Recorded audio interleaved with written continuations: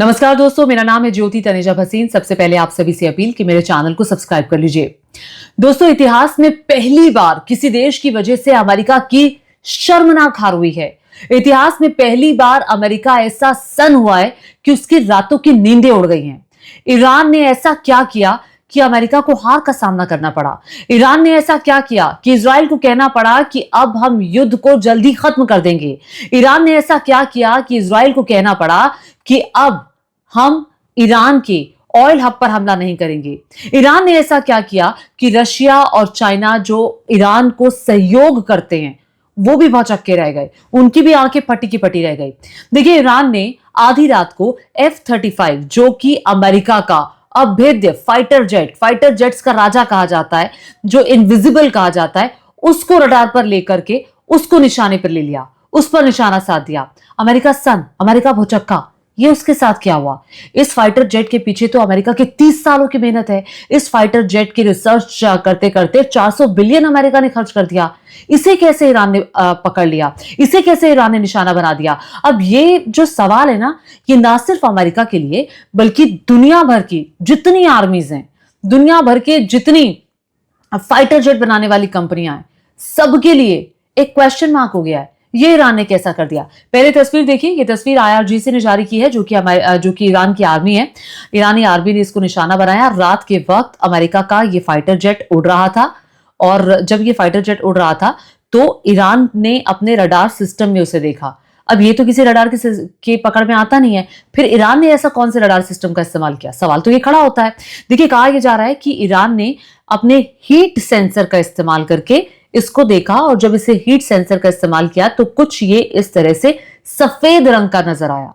ये देखिए, सफेद रंग का नजर आ रहा है, और इसे निशाना बनाया एक के बाद एक मिसाइलों से। और निशाना बनाने के बाद खुद इस बात को अमेरिका ने कहा कि इसकी F-35 की इमरजेंसी लैंडिंग करानी पड़ी। इमरजेंसी लैंडिंग इसकी कराई गई, और बताया जा रहा है कि जो पायलट थे उनकी हालत स्थिर बताई जा रही है। ये अमेरिका का 5th जनरेशन का फाइटर जेट है, जिसकी बॉडी स्टिल्थ है, और ये इनविजिबल कहा जाता है। ये किसी की पकड़ में नहीं आता, किसी रडार सिस्टम की पकड़ में नहीं आता, जितने मर्जी आप सिस्टम लगा लो उसकी पकड़ में नहीं आता। फिर ईरान ने ऐसा क्या कर दिया? वो भी उस ईरान ने जो कितने सालों से प्रतिबंध झेल रहा है, उस ईरान ने जो बहुत सीमित दायरे में काम करता है, उस ईरान ने जो वाकई जिसके पास इतनी टेक्नोलॉजी भी नहीं है, जो सीमित संसाधनों में काम करता है। मैं आपको बता दूं कि ईरान के बारे में बहुत कम लोग ये जानते हैं कि ईरान में बहुतायत में वैज्ञानिक हैं। ईरान की 98% जो आबादी है ना, वो पढ़ी लिखी है। ज्यादातर लोग रिसर्च करते हैं, साइंटिस्ट हैं।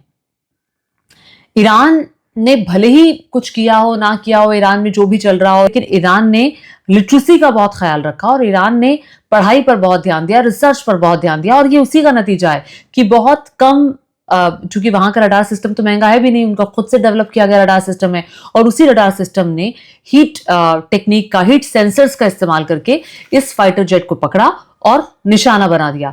ये अमेरिका के लिए बहुत बड़ा एम्बैरेसमेंट है।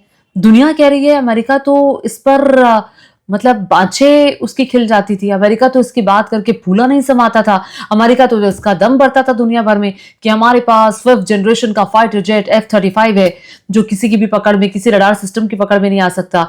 ये इसने क्या किया बताओ? चाइना और रशिया बताया जा रहा है कि वो भी एकदम से सन है कि ये ईरान ने क्या कर दिया।